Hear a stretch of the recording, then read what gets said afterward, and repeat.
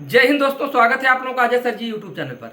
दोस्तों, बहुत से लोगों के द्वारा पूछा जा रहा है कि सर आप यह बता दीजिए कि आपके सर पे बाल कैसे आ गए, अर्थात गंजे सिर पे बाल कैसे आ गया। लोगों का बहुत कमेंट आ रहा है और लोग जानना चाह रहे हैं कि ये जो सर पे जो बाल पूरा आप देख पा रहे हैं ये कैसे आ गया है। तो आपको एक चीज़ मैं बताना चाहता हूँ कि मैं कुछ सालों तक अपना बाल बहुत छोटा छोटा रखता था। मुझे जो जो लंबे बाल जो है पसंद नहीं थे। पहले मैं लंबा बाल रखता था, फिर बीच में मैंने क्या किया, तब छोटा छोटा बाल मैं रखने लगा। और जब छोटा छोटा मैं बाल रखता था तो वह एरिया जो है बहुत कम दिखता था। बात समझिएगा, क्योंकि जो बाल का जो घनत्व है, अर्थात जो एक बाल से दूसरे बाल के बीच की जो गैपिंग है वो गैपिंग बढ़ गई है। बाल बहुत से निकल चुके हैं। अर्थात तो जब छोटा बाल रहता था तो वह एरिया दिखती थी, अर्थात वो तल पूरा दिखता था। वर्तमान समय की स्थिति यह है कि आप लोगों को लग रहा होगा कि पूरा बाल आ गया है, लेकिन मैं अगर आपको कुछ दिखाऊं यहाँ ध्यान से, जैसे देखिए, ऐसे देखने पे तो देखिए पूरा बाल आपको दिख रहा है, ऐसे देखने पे पूरा बाल दिख रहा है। लेकिन मैं आपको बताना चाहता हूँ कि जब मैं कंघी करता था तो यहाँ देखिए, यह कंघी देखिए ऐसे लगाया, ऐसे निकल गया, कुछ पता नहीं चल पा रहा है। अब एक समय था कि कंघी फंसती थी, अर्थात बालों की सघनता बहुत ज़बरदस्त थी। अब देखिए, यहाँ देखिए कुछ पता चल रहा है।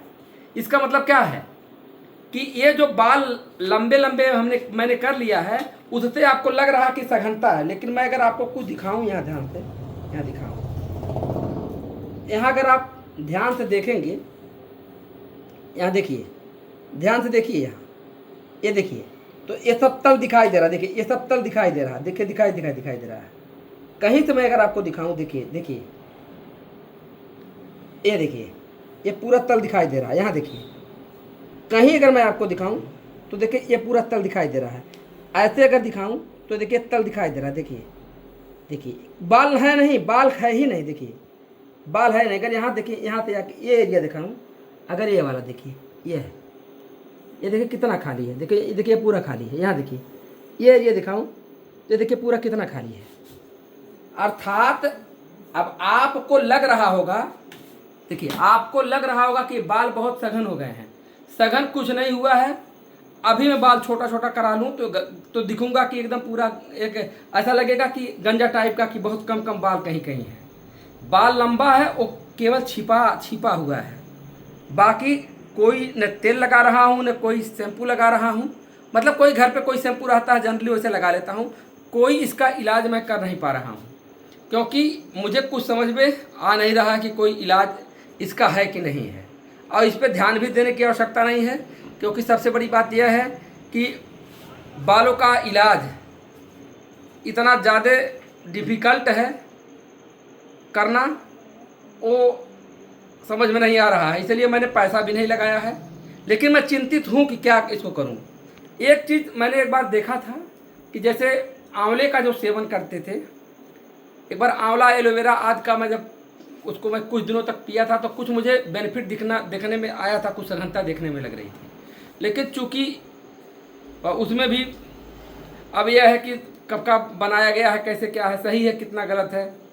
अब मैं यही सोचा हूँ कि आंवला ज़्यादा से ज़्यादा खाऊं। तो आंवले का सीज़न में आप लोग भी ज़्यादा आंवला खाने का प्रयास करिए। टेंशन वेंशन मत रखिए। अब बालों पे ज़्यादा केमिकल का प्रयोग करने से बचिए। वैसे और हो सके तो शुद्ध नारियल का तेल। अभी गर्मी में कहाँ कोई तेल लगाएगा, लेकिन हाँ जब मौसम अनुकूल हो, ठंडी उंडी का समय आए, तो शुद्ध नारियल का तेल कम से कम हफ्ते में लगाइए। बहुत से लोग नारियल का तेल नहीं, अगर शुद्ध तेल सरसों का पेराए हैं तो उसको लगाइए। समझ रहे हैं। अब बाकी बहुत ज़्यादा इस पर आपको बहुत ज़्यादा शैम्पू आदि के चक्कर में नहीं पड़ना है। हाँ, अब जिनको रूसी आदि की शिकायत है, तब वो लोग डॉक्टर से सलाह करके ले करके ही दवा का प्रयोग करें, जिससे कि उनकी रूसी सही हो जाए। क्योंकि रूसी रहेगी तो बाल पकेंगे भी और आपका बाल झड़ेगा भी। तो बस यही चीज़ है कि आप लोग बार बार पूछ रहे थे क्या इलाज मैं कर रहा हूँ, क्या कर रहा हूँ। मैं कुछ नहीं कर रहा हूँ और मैं चिंतित हूँ। हो सकता है कि अभी टाइम मिले तो इसमें मैं कोई रिसर्च करूँ और लाभ जैसे मिलेगा मैं आपको अवगत करा दूंगा। धन्यवाद।